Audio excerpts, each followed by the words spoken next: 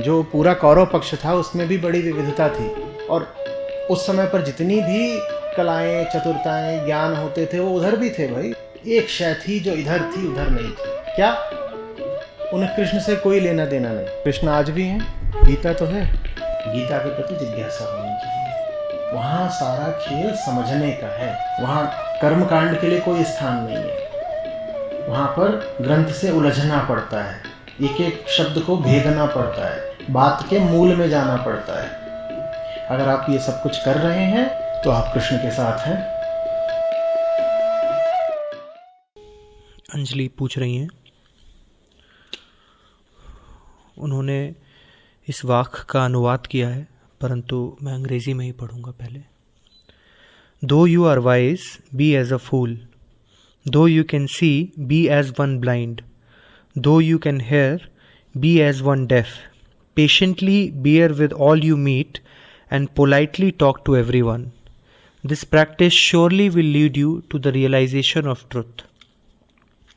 इन्होंने कहा है, जैसे लला कह रही हैं कि देखते हुए अनदेखा करो, जानते हुए से अनजान बनो और सुनते हुए को अनसुना करो, वैसे ही मैं एक गृहिणी होते हुए किस तरीके से अपने अध्यात्म की ओर बढ़ रहे सभी कदमों के विरोध को अनदेखा कर सकती हूँ, क्या उनको अनदेखा करना ही मेरे लिए सही रास्ता है?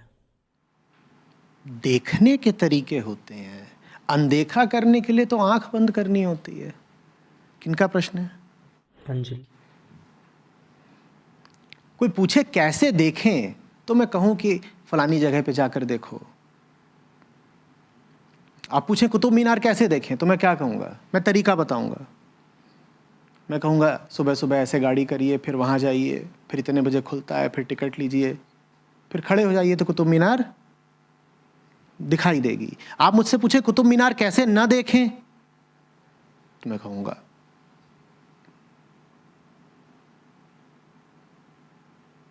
मुझे माफ करिए, अनदेखा करने की क्या विधि बताऊं? आप पहले बताइए देखने की मजबूरी क्या है? आप कह रही हैं आप गृहिणी हैं, आपका अध्यात्म की ओर झुकाव है और घर वालों की ओर से शायद विरोध इत्यादि है, तो आप कह रही हैं कि उनके विरोध को अनदेखा कैसे करूं? अनदेखा ही है, करने दीजिए विरोध।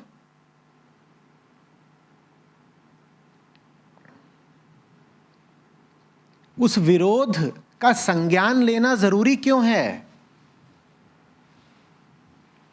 क्यों है जरूरी? क्यों है?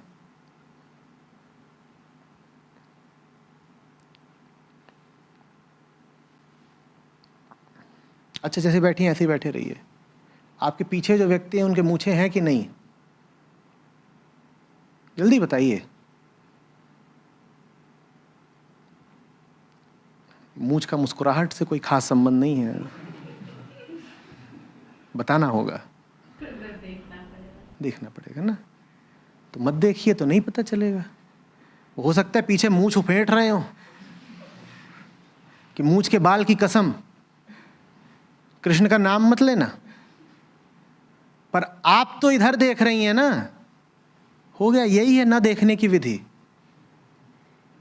जो मूछ पे बहुत ताव देते हैं उनको पीठ दिखा दीजिए, ऐसे ही नहीं देखा जाता।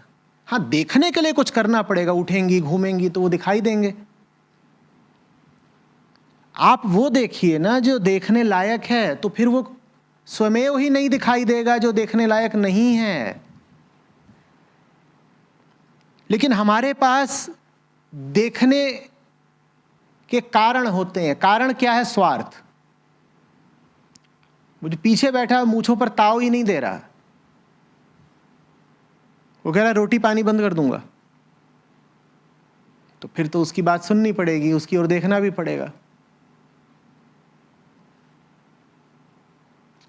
कमजोरियां हटाइए, स्वार्थ हटाइए, दूसरों से जो ले रही हैं वो लेना बंद करिए, फिर उनके दबाव में नहीं आना पड़ेगा। जाहिर सी बात है ना, है कि नहीं है? विशाल जी बोलिएगा इनको, अभी आचार्य जी को न सुने, जल्दी बोलिए। क्यों मुस्कुरा क्यों रही हैं? उनकी बात मानिए, उठ के बाहर चली जाइए। क्यों नहीं जा रही? क्यों नहीं जा रही? नहीं, क्योंकि न यहाँ का योगदान विशाल जी ने दिया है, न वो आने जाने का लौटने का भाड़ा दे रहे हैं, न उनको आपने अपने जीवन पर कोई अधिकार दिया है। तो इसीलिए वो कुछ भी कहते रहे, आपको कोई फर्क नहीं पड़ रहा है। अभी यही विशाल जी वो व्यक्ति होते जो सत्र के बाद आपको गाड़ी पर बैठा करके ले जाएगा यहां से, तो आपको उनकी बात सुननी पड़ती।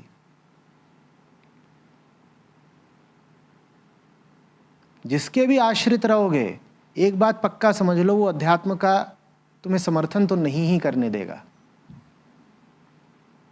कोई तुम्हें आश्रय इसलिए देता ही नहीं है कि तुम अपना मन किसी कृष्ण या किसी कबीर को दे दो, ऐसा कोई नहीं होता। ऐसा अगर कोई मिल गया तुम्हें, जो तुम्हें आश्रय और सहारा देके भी तुम्हें भेज रहा हो कृष्ण और कबीर के पास, तो समझ लेना कि तुम्हें कृष्ण और कबीर ही मिल गए हैं। आम आदमी तो कृष्ण से प्रतिस्पर्धा करता है ना, वो कहता है अच्छा रोटी मेरी खाती है और भजन कन्हैया का गाती है, जे नहीं चलेगा। मेरी रोटी खाती है तो भजन भी मेरा ही गा।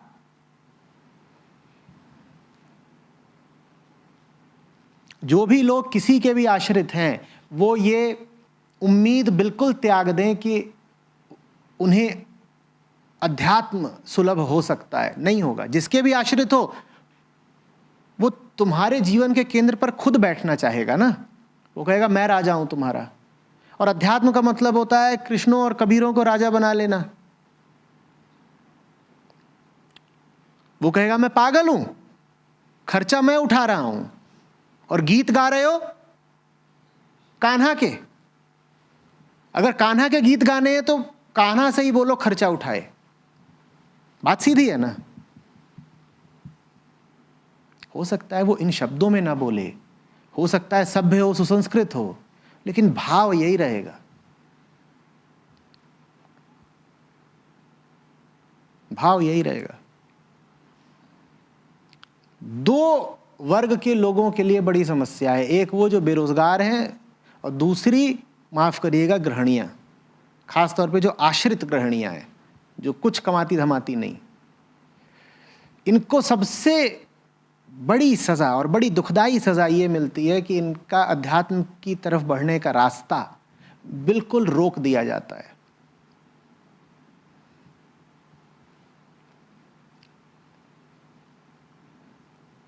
परमेश्वर की ओर कैसे बढ़ोगे अगर पति ही परमेश्वर है?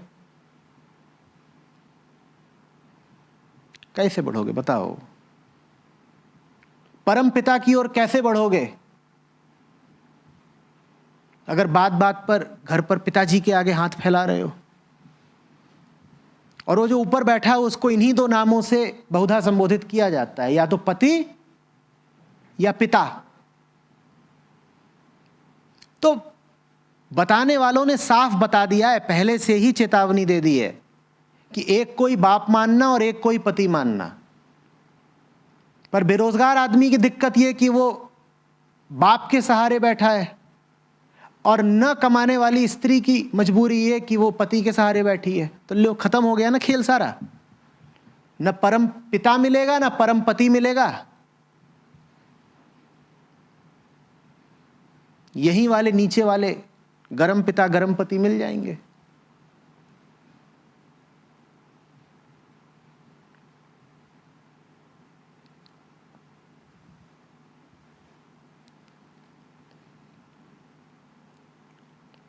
और कोई कारण हो नहीं सकता कि आपको पूछना पड़े कि गृहस्थ में रहते हुए भी अध्यात्म की ओर कैसे बढ़ूं, गृहस्थी की बातों को अनदेखा कैसे करूं। निश्चित रूप से अध्यात्म की ओर बढ़ने की इच्छा के सामने गृहस्थी की मजबूरियां सामने आ रही हैं। आपकी भाषा में वो मजबूरियां कहलाती हैं, मेरी भाषा में स्वार्थ। आदमी मजबूर हो कैसे सकता है जब तक उसका स्वार्थ ना हो, बताइए मुझे। आप तो कह देते हो नहीं नहीं नहीं, मुझ पे कोई अंकुश नहीं लगा रहा। ये बड़ा आम जुमला होता है। जैसे ही मैं कहूंगा कि आपको मजबूर किया जा रहा है अध्यात्म की ओर न आने के लिए, तो मुझसे कहा जाएगा नहीं, मजबूर कोई कुछ नहीं कर रहा, वो तो हम अपनी ही जिम्मेदारी मान करके नहीं करते। हमसे किसी ने कहा थोड़ी है, साहब आपसे कोई शब्दों में नहीं कहेगा, वो माहौल ऐसा बना दिया जाता है कि आपको खुद ही लगने लगता है कि मेरी पहली जिम्मेदारी तो कढ़ाई और करछुल की है। कोई मुंह से थोड़ी कहेगा। ये बात ही भद्दी और अनैतिक लगती है अगर मुंह से और शब्दों में बयान की जाए कि देखो तुम कढ़ाई करछुल करो, कान्हा को भूल जाओ, तो कोई नहीं आएगा मुंह से ये बात बोलने। वो माहौल ऐसा बना दिया जाता है, हवा फिजा ऐसी बना दी जाती है कि आप समझ जाते हैं कि भाई जिम्मेदारी का नाम है करछुल और कढ़ाई, या कोई और जिम्मेदारी, कुछ और, पर ले दे करके सब होता यही है, करछुल कढ़ाई।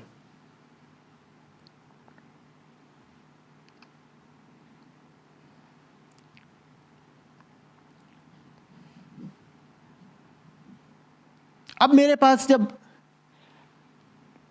देवियां आती हैं, महिलाएं आती हैं और कहती हैं अध्यात्म की उनको बढ़ना है, तो मैं उनकी भावना का आदर करते हुए उनको सबसे पहले कहता हूं, देखो अगर ईमानदारी से अध्यात्म की ओर बढ़ना चाहते हो तो सबसे पहले स्वावलंबी हो जाओ, कमाना शुरू करो। और फिर उनका मुंह उतर जाता है, मुझ पे ही खफा हो जाती हैं।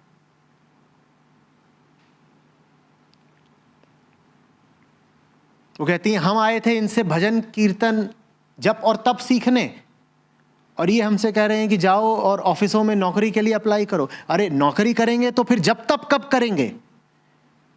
तर्क तो बड़ा सुविधा का है कि देखिए, एक तो हम गृहिणी हैं, हमारे पास वैसे ही समय कम बचता है, और दूसरे आचार्य जी आप इतने मूर्ख हो कि आप हमको बोल रहे हो कि जो समय बचा है उसमें भी जाकर के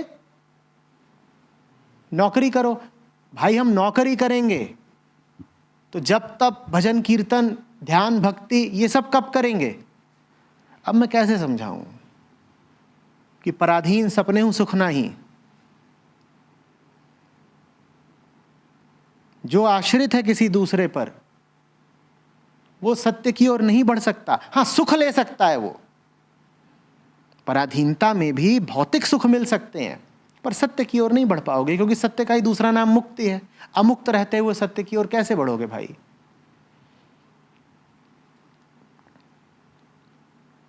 हो सकता है देखिए आपके जीवन के तथ्य, जो बातें मैं कह रहा हूं उससे मेल ना खाते हो, लेकिन फिर भी अगर आप ये कह रही हैं कि अध्यात्म की ओर बढ़ना है और कुछ लोग, कुछ आवाजें, कुछ स्थितियां, कुछ मजबूरियां रोकती हैं, तो इसका मतलब यही है किसी न किसी दूसरी चीज पर निर्भर हुए पड़े हो, आश्रित हुए पड़े हो। अपनी निर्भरता तलाशिए।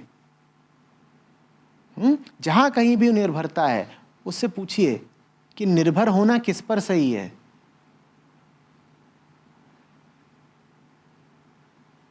वो उस पर या संसार पर? और कुछ भी देखिए इतना महत्वपूर्ण नहीं होता कि आप उसे अपनी आज़ादी से ऊपर का दर्जा दे दें। जितनी बातें आपको बताई गई हैं आज़ादी के विरोध में, उन सबको तत्काल झूठा जानिए, खारिज करिए। हमें बता दिया गया है कि नहीं नहीं नहीं, जिम्मेदारी बड़ी बात होती है, उसके लिए मुक्ति की कुर्बानी दे दो। हमें बता दिया गया है कि प्रेम बड़ी बात होती है, उसके लिए मुक्ति की कुर्बानी दे दो। झूठी बात। प्रेम की तो परिभाषा ही है मुक्ति से प्रेम। मुक्ति के अलावा जिस किसी से आपको प्रेम हो रहा है वो प्रेम ही झूठा है। जिससे आपको प्रेम हुआ है, अगर वो आपको मुक्ति की जगह बंधन दे रहा है तो प्रेम ही झूठा है। लेकिन ये बड़ी प्रचलित बहानेबाजी है कि प्रेम मुझे इतना है कि मैं मुक्ति की ओर कैसे बढ़ूं। प्रेम तोड़कर मुक्ति की ओर थोड़े ही बढ़ेंगे। जो प्रेम मुक्ति के रास्ते में बाधा बन रहा है वो प्रेम नहीं है, दुश्मनी है। अगर कोई वास्तव में आपसे प्रेम करेगा तो वो आपका हाथ पकड़ के आपको ले जाएगा मुक्ति की ओर।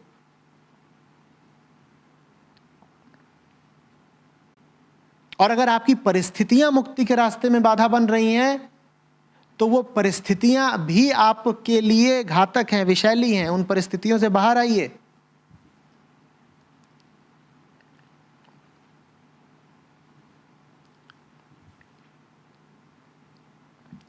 मेहनत करनी पड़ेगी थोड़ी।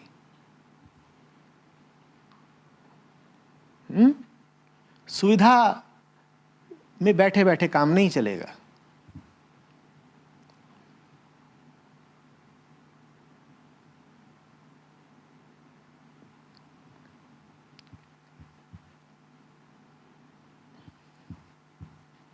फिर उस पर कहा जाता है आप तो ऐसे बोल रहे हैं जैसे हम मेहनत ही नहीं करते। आपको पता है एक आम गृहिणी कितनी मेहनत करती है और उसको तो उसकी कोई तनख्वाह भी नहीं मिलती, कोई मुआवजा भी नहीं मिलता। देखिए क्षमा करिएगा, लेकिन आप गृहिणी होकर के घर में जो मेहनत करती हैं, अगर उसमें दम ही होता तो उस मेहनत ने आपको अब तक आज़ाद कर दिया होता ना। अगर आपने जो आज तक मेहनत करी है वो सार्थक दिशा में होती और भरपूर होती तो उसका फल अब तक आपको आज़ादी और मुक्ति के रूप में मिल गया होता ना। मिल गया होता ना, नहीं मिला ना। इसका मतलब वो जो आप घर पे मेहनत वगैरह कर रहे हैं वो अपर्याप्त है और बहुत महत्व, बहुत मूल्य की नहीं है। आप अपने आप को गौरवान्वित कर सकते हैं कि हम तो घर पे बहुत मेहनत करते हैं, देखो हम कोई खाली थोड़ी बैठे हैं। दूसरे लोग दफ्तर में काम करते हैं, हम घर में काम करते हैं। नहीं, आप अपने आप को ये बहाना देते रहिए। ये बहाना चल नहीं रहा है क्योंकि इस बहाने के कोई परिणाम सार्थक आपको दिखाई नहीं दे रहे हैं।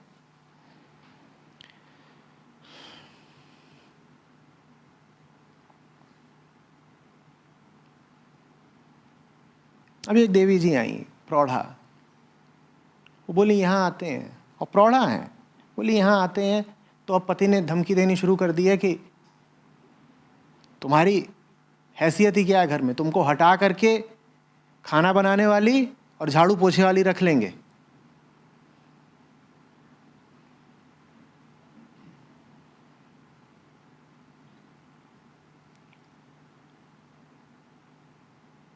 आपको जीवन इसलिए तो नहीं मिला है ना कि खाना बनाएं और झाड़ू पोछा करें और बर्तन धोएं।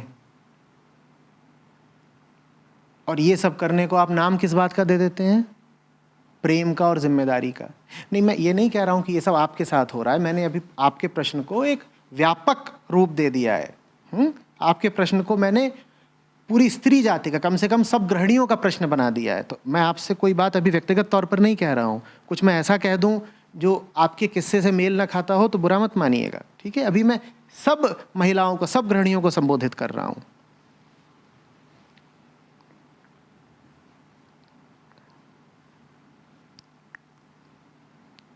हम इसी में इतराए रह जाते हैं कि हम तो घर का काम करते हैं। और आप जो घर का काम कर रहे हैं और आप जिनके लिए काम कर रहे हैं वो आपके काम को 2 कौड़ी की कीमत नहीं देते। वो आपको धमकी दे देते हैं कि अभी तुमको निकाल करके झाड़ू पोछे वाली और खाना बनाने वाली और बर्तन धोने वाली रख लेंगे, ज़्यादा मुंह मत चलाया करो हमारे सामने।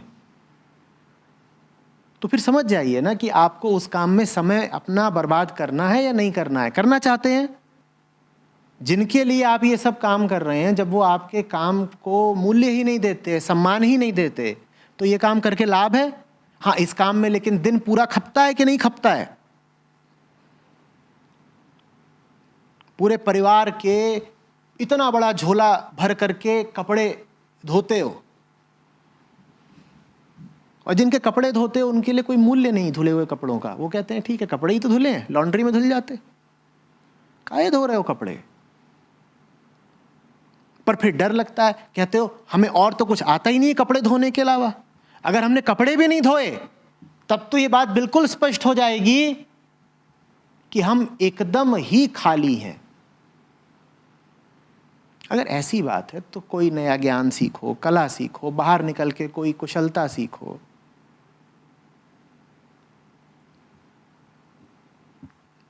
जीवन मत खराब करो वैसे ही पड़े रह रह करके जैसे पड़े हो, उसमें कोई गौरव नहीं है, वो जीवन की बर्बादी है।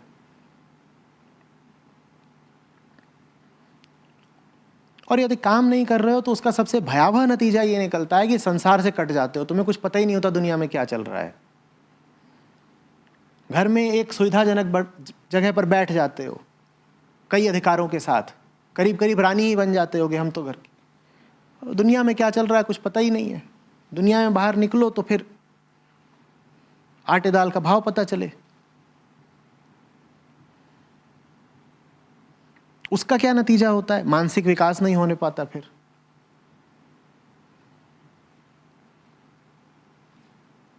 टीवी पर ही अधिकांश सीरियल वगैरह जो आते हैं दोपहर में, वो किनके लिए आते हैं? किनके लिए आते हैं? या तो बच्चों के लिए या गृहिणियों के लिए। देखते हो किस कोटि के रहते हैं, उनका बौद्धिक स्तर क्या रहता है, उनका इंटेलेक्चुअल लेवल देखा है कैसा रहता है? कैसा रहता है? एकदम ही शून्य। क्योंकि बना ही ऐसा लिया है घर पे बैठे बैठे अपने आप को कि कोई भी आके बेवकूफ बनाया जा रहा है। टीवी वाले भी बेवकूफ बना रहे हैं।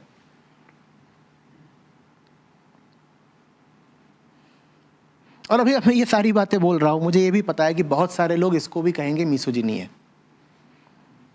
मुझसे कहा जाएगा कि आपके अंदर गृहिणियों द्वारा जो गृह कार्य किया जाता है उसके लिए कोई सम्मान नहीं है। You are debasing the housewife. हाँ बाबा, मैं ऐसा कर रहा हूं और जानबूझ के कर रहा हूं।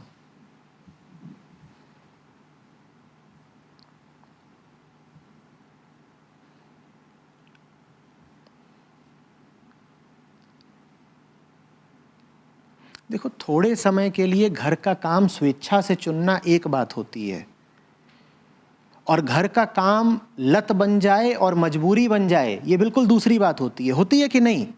थोड़े समय के लिए घर का काम स्वेच्छा से तो पुरुष भी चुन सकते हैं कि साल 2 साल हम घर पे ही रहेंगे, घर का ही काम धंधा अपना देखेंगे, वो कोई भी कर सकता है।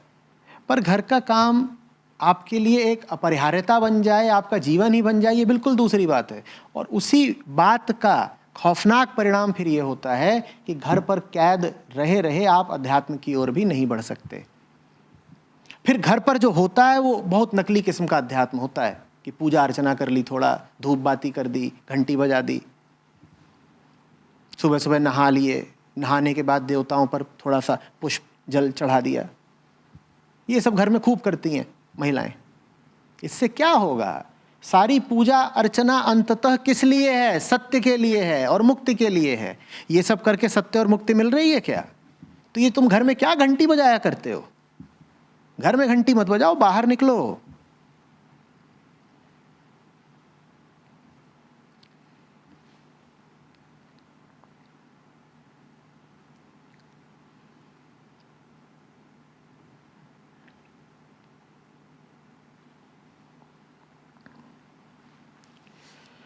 वही साधना है, वही अध्यात्म है आपके लिए। आपको कुछ नहीं मिलेगा उपनिषद पढ़ के अगर आप कैद में हो। जो कैद में है उसके लिए साधना है कि दीवारों को तोड़ो और बाहर आओ। कैद के भीतर बैठे बैठे तुम गीता का पाठ कर रहे हो, ये कोई साधना नहीं हुई, ये कोई अध्यात्म नहीं है, ये बहानेबाजी है।